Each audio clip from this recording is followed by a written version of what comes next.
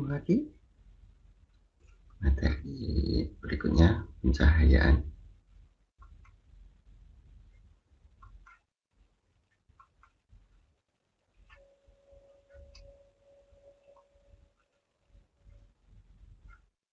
Kita akan mempelajari beberapa aspek cahaya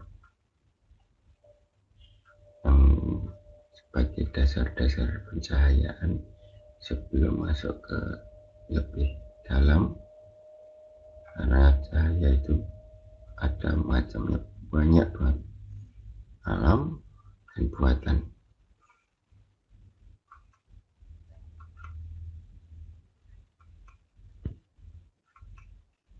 Cahaya sebagai sumber terang mempunyai beberapa aspek yang perlu dipahami sebelumnya.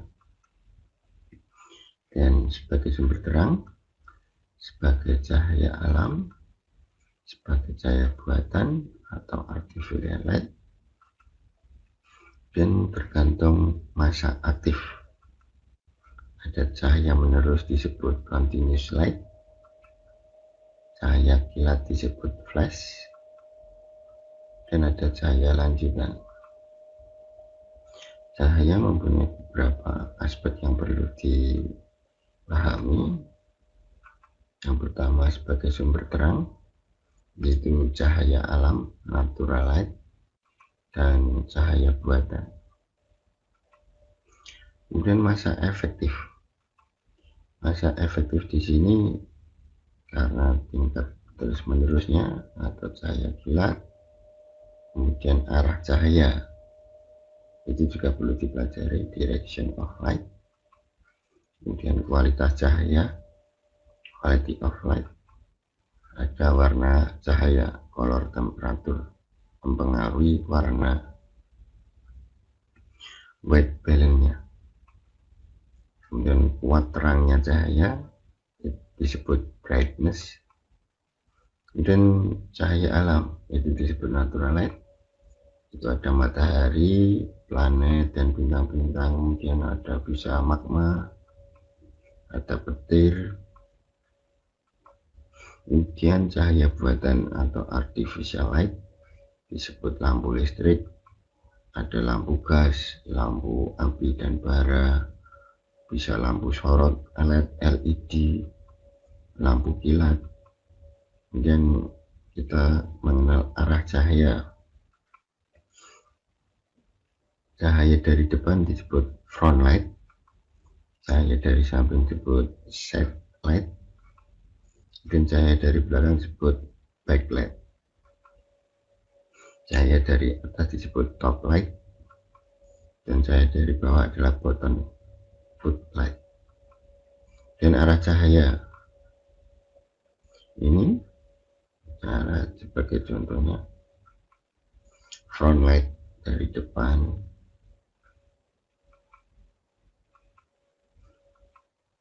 side light samping, dan backlight. Arah cahaya mempengaruhi kualitas gambar dan juga efek cahayanya juga mempengaruhi hasil gambar. Ini cahaya dari bawah, bottom light, kelihatan membayang ke atas, kelihatan besar. Ya, cahaya dari atas, top light. Kemudian kualitas cahaya, quality of light, itu cahaya keras disebut kontras. Hard light dalam praktek bisa digunakan untuk menampilkan detail. Dan cahaya lunak disebut soft light, dalam praktek bisa digunakan untuk menghaluskan detail. Kemudian kualitas cahaya juga mempengaruhi. Soft light itu lebih lembut, kemudian hard itu kelihatan lebih brightness, lebih tegas. Kemudian warna cahaya, color of temperature, itu benda-benda yang disinari oleh cahaya matahari langsung akan memberikan kesan warna yang berbeda bila disinari dengan cahaya lampu neon. Mata manusia mempunyai daya adaptasi yang sangat fleksibel dengan rentang yang luas. Perbedaan yang terjadi pada di atas tidak terlalu mencolok untuk mata, tapi untuk kamera sangat berpengaruh. Kemudian kamera, film, sensor digital itu sangat berpengaruh dalam fotografi, sehingga perlu namanya alat yang disebut white balance, itu sebagai penyelesaian warna cahaya. Ini memakai daylight, yang bawah sebagai tungsten light, kelihatan sore hari, yang atas kelihatan siang hari.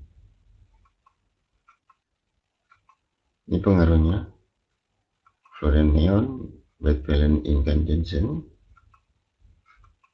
dan ini daylight. Lebih enak kalau daylight. Kadang ada juga yang malah dijadikan efek sendiri, tapi kadang efek keliru, tapi kadang ada yang menjadi indah pula. Buat pencahayaan atau disebut brightness itu dalam kehidupan sehari-hari, penerangan kita di rumah menggunakan lampu listrik, nilai kualitatif terang, redup, dan gelap, sedangkan secara kuantitatif kita kenal dengan satuan watt untuk lampu. Kemudian ada joule. Dalam fotografi kita secara kuantitatif juga menggunakan satuan watt per second atau loop dan lainnya. Perbedaan gelap dan terang dalam fotografi disebut light value atau LV. Kemudian kita masuk ke peranan ISO atau ASA atau DIN. Mata kita selain mempunyai toleransi yang tinggi terhadap perbedaan warna cahaya, juga mempunyai toleransi yang tinggi terhadap perbedaan terang dan gelap, itu kalau mata. Tidaklah demikian halnya dengan film dan media sensor digital. Itu kemampuannya melihat atau merekam benda sangat ditentukan oleh kepekaan yang diukur dengan satuan ISO atau ASA atau DIN. Makin tinggi angka ISO, ASA, DIN, media sensor digital makin peka terhadap kemampuan merekam cahaya atau menangkap cahaya yang kurang. Ini bagian-bagian kamera. Pada dasarnya sebuah kamera dari atas 3 bagian, ada kotak hitam menjadi badan atau body, kemudian ada lensa, kemudian ada wadah film sebagai sensor digital. Dua fasilitas utama yang mutlak diperlukan untuk menghasilkan citra yang baik, itu memberikan cahaya yang cukup pada film atau media sensor, sehingga perekaman akan terjadi dengan sempurna. Kemudian itu pengaruhi dalam fotografi dipengaruhi dengan kecepatan rana atau shutter speed dan pilihan bukaan diafragma. Itu pengaruhannya juga sangat mempengaruhi dalam cahaya, kuat terangnya masuk cahaya di dalam kamera. Nilai pencahayaan atau exposure value atau EV itu sejalan dengan kemampuan merekam citra film. Bisa menjadi kondisi terang, gelap, terang, redup. Untuk memperoleh citra yang baik pada kondisi diperlukan jumlah cahaya yang terkendali sesuai dengan kepekaan media film itu atau digitalnya, karena kemampuannya masing-masing. Beda merek pun berbeda cara penanganannya. Pengendalian masuknya cahaya ke atas film atau media sensor digital diatur melalui dua fasilitas kamera, yaitu ada pilihan kecepatan rana, shutter speed, dan ada pilihan diafragma untuk cahaya. Jadi ada pilihan shutter speed itu mempengaruhi cahaya juga, dan diafragma itu memang pengaturan cahaya. Nilai pencahayaan itu dianalogikan sebagai mengisi air dari keran ke dalam sebuah gelas yang menjadi patokan penuh atau luber. Bukaan keran adalah seumpama bukaan diafragma, deras, lancar, dan menetes. Faktor mengisi gelas hingga penuh adalah kecepatan rana, speed, sedang, atau lama. Itu sebagai analoginya. Pilihan bukaan keran akan mempengaruhi waktu isi dan sebaliknya. Kemudian analogi kedua seperti memanggang sate. Matangnya sate menjadi patokan mentah, matang, atau hangus. Besarnya api bara yang digunakan untuk memanggang seumpama bukaan diafragma, maka yang digunakan untuk mendapatkan sate yang matang seumpama kecepatan rana atau shutter speed, biar nggak gosong istilahnya. Light value atau exposure value adalah kondisi gelap terang sebuah scene tatanan. Secara kualitatif dijabarkan dengan kata-kata gelap, redup, terang, dan silau. Secara teknis dijabarkan satuan literan seperti lumen, lux, joule, watt, dan watt second. Exposure value adalah jumlah cahaya yang diperlukan oleh media perekam film dan sensor digital untuk menghasilkan image yang baik. Secara kualitatif dijabarkan dengan kata-kata koleksi, exposure, under exposure, dan over exposure, kurang cahaya dan kelebihan cahaya. Secara teknis dijabarkan dengan kondisi bukaan diafragma dan kecepatan rana atau shutter speed itu saling berpengaruh juga. Sebagai contoh, correct exposure positif dan yang sebelah kanan negatif.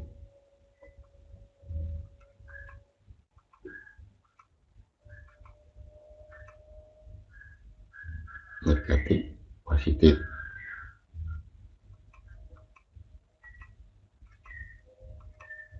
Under exposure dari kurang cahaya, under exposure kalau dinegatifkan seperti itu.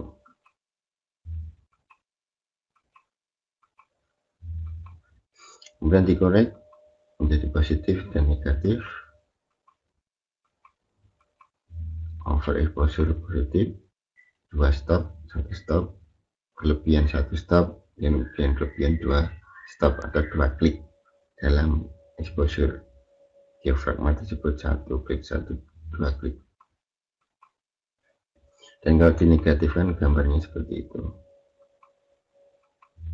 1 stop, 2 stopnya.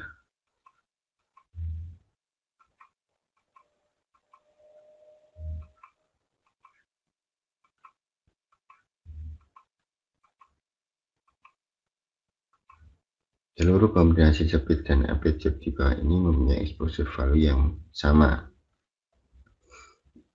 Seperti ini, 1/15, bukaan 32, 130, 22, 125, 11 itu hampir sama. Ini bisa sebagai patokan. Perpindahan satu kolom disebut satu stop untuk melakukan evaluasi exposure value, istilah kameramen.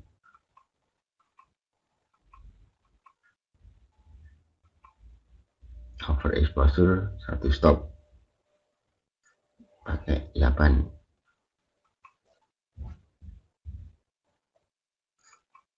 Ini under exposure 1 stop, diturunkan 1 stop, mempengaruhi itu.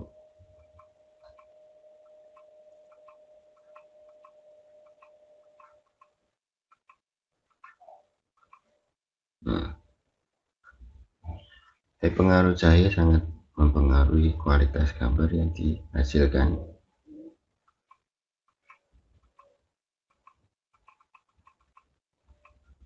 Kalau kita bedah satu persatu akan menjadi demikian. 1 stop, 2 stopnya mempengaruhi gambar dan disebut ciri-cirinya adalah correct exposure, itu kontras baik, warna cemerlang, bagian gelap dan terang seimbang, itu yang sesuai. Kemudian over exposure cenderung pucat, warna mentah, tidak lebih bagian yang terang. Kemudian under exposure cenderung kusam, warna suram, lebih banyak bagian yang gelap.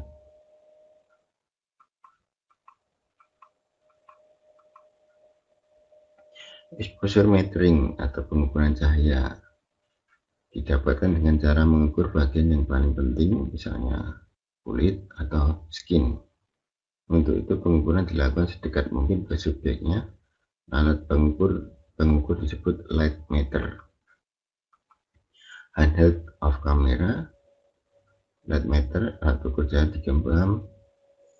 Kamera light meter terpisah dari sistem exposure kamera. Ingat ya, ISO atau ASA atau DIN itu sama, perlu diatur juga karena untuk menentukan kualitas gambar. Kalau exposure metering di digital itu sudah ada sistem LED, ada sistem jarum analog juga. Sistem display digital dengan konfirmasi ketepatan dalam display angka dan bunyi bip. Jadi ketika pakai kamera digital sesuai sudah antara fokus dan cahaya yang tepat, dia akan bunyi bip, ada yang tit, tuh itu berarti siap untuk difoto.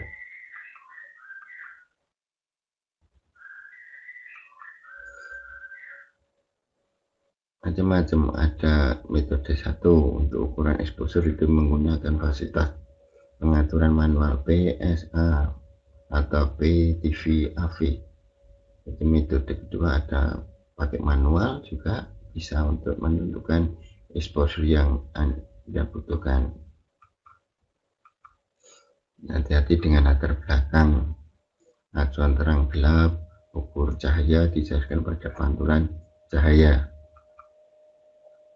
Secara ilmiah, rujukan yang digunakan adalah Greykart 18% buatan kotak. Untuk dianjurkan mengukur cahaya sedekat mungkin dengan subjek. Tipe-tipe kamera itu ada manual, semi otomatis, dan otomatis full. Dan ada 4 jenis pencahayaan, ada manual, prioritas bukaan, diafragma, dan ada semi manual, prioritas kecepatan rana atau speed priority. Otomatis penuh disebut program. Apa manfaat masing-masing pilihan pencahayaan? Pilihan ini biasanya dilakukan pada pemotretan dengan kondisi yang sangat sulit. Seperti ini. Pemandangan alam, perbedaan kontras tinggi, paling aman disiasati dengan pencahayaan manual. Speed 1/125 f8, kemudian menggunakan lensa 200 mili akan mendapatkan hasil yang begini. Yang ini perbedaan kontras tinggi, paling aman disiasati dengan pencahayaan manual. Speed 30 pagi hari karena f8 dan lensa, tapi ingat ini pakai tripod.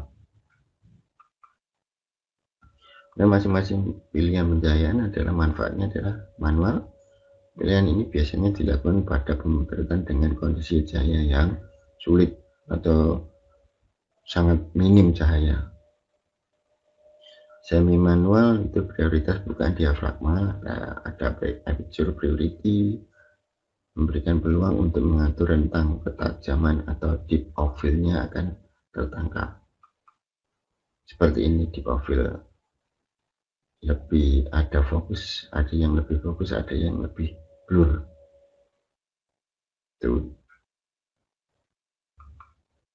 tajam dan blur. Manual pilihan ini biasanya dilakukan pada pemotretan dengan kondisi yang sempit, kemudian prioritas kecepatan rana. Kemudian untuk semi manual itu kecepatan rana atau speed priority. Pilihan ini memberikan peluang untuk mengendalikan gerak ketika freezing maupun mengalir flow seperti gerakan atau slow motion atau menghentikan gerak seperti ini. Slow, ini air seperti mengalir, ini slow, kecepatan 1/20. Kalau ini membekukan gerak, kalau untuk olahraga ekstrim segini menggunakan 1/1000 speednya untuk bisa menggerakkan, tapi untuk orang meloncat tergantung berat badannya juga mempengaruhi. Rata-rata 250 sudah ketangkep untuk orang loncat atau levitasi.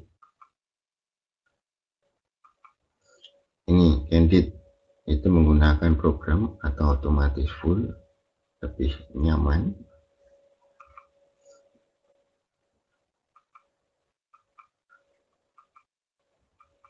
Ini aspek penting dalam fotografi, ada reflection, exposure pencahayaan, kemudian ada focusing, penajaman gambar, ada kamera shake atau goyangan getaran, dan pesan isi gambar, picture konten, subjektif objektif, estetika, komposisi, elemen desain, dan penyajian.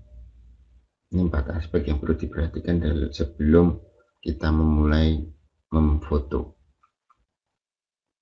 Ini kamera shake atau goyang, gambarnya tidak fokus.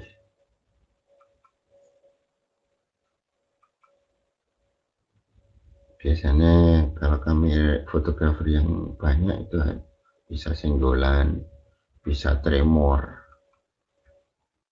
pegangannya kurang tepat, terus kecepatan nana atau speednya rendah, salah setting. Ada juga kamera digoyangkan. Kemudian ini kamera shake yang sengaja. Nih kita lihat ya, kamera shake yang ke atas itu parah, kemudian dicoba lagi itu lebih fokus lagi. Yang benar yang ini adalah fokus semua. Ini baru bagus tanpa getaran. Dan ini ombak, ini ditajamkan, fokusnya merata. Jadi subjek adalah peristiwa optis yang dapat dikendalikan secara manual maupun otomatis, itu untuk focusing. Jadi kita mempelajari sifat-sifat kamera itu untuk memperoleh hasil yang maksimal. Perbedaan kualitas cahaya, kuat lemahnya cahaya, arah cahaya, kemudian panjang lensa, bukaan berapa, itu berfungsi untuk penajaman atau focusing.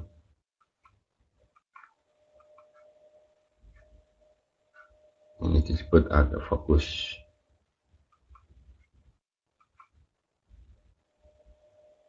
Nah, itu yang disebut kamera shake itu gagal.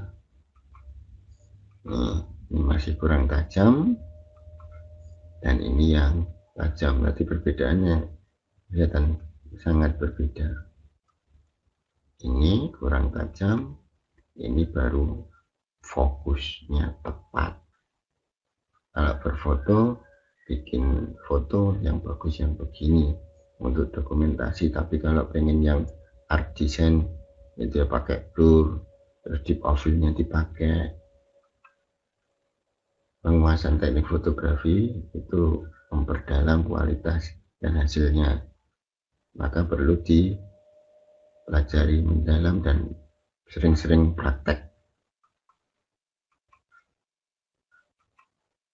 Setiap foto harus disesuaikan konten, jadi kelihatan foto itu bisa berbicara, menjelaskan apa kepada yang melihatnya. Jadi kadang ada hal-hal yang berabaikan mengamati subjeknya, itu bisa diperjelas. Dan ini pesan yang subjektif, jadi kurang jelas. Itu ada 3 orang anak, tapi sedang apa mereka, itu kan subjektif, belum jelas. Lucu sih, tapi apa itu intinya, pengen yang apa yang pengen ditonjolkan, itu kan masih subjektif. Terus ini pesan yang objektif, itu seorang fotografi baru moto apa, kan jelas itu atasnya pemandangan. Nah, inilah hasil mereka yang dari menunduk tadi. Dan estetika fotografi, tentukan subjek utama penting. Memposisikan subjek disebut dalam bingkai, masukkan ke dalam bingkai. Kemudian tambahkan elemen atau desain ke dalamnya. Bisa ada daun atau apa yang menarik, itu akan membuat gambar lebih indah. Seperti ini. Ini kita bermain framing. Sudah ada frame jendela, di dalamnya juga ada frame pintu. Kemudian yang difokusnya adalah ada tulisan ini atau air mancur. Dan ini ada dua yang dilihat, ada bekas air mengalir sama air yang kering. Itu dibuat dua, komposisinya itu lebih indah, solid dan liquid.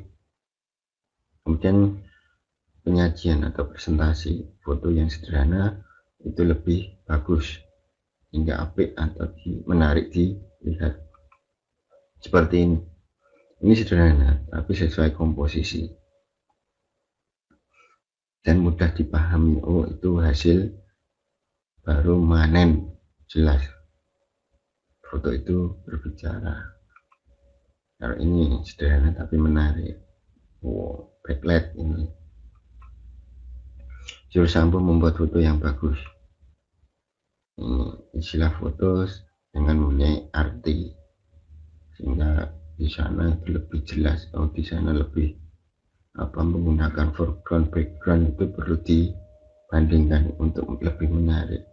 Misalnya ada cagak-cagak itu sama tagel itu mempengaruhi dan lebih menjelaskan gambar itu.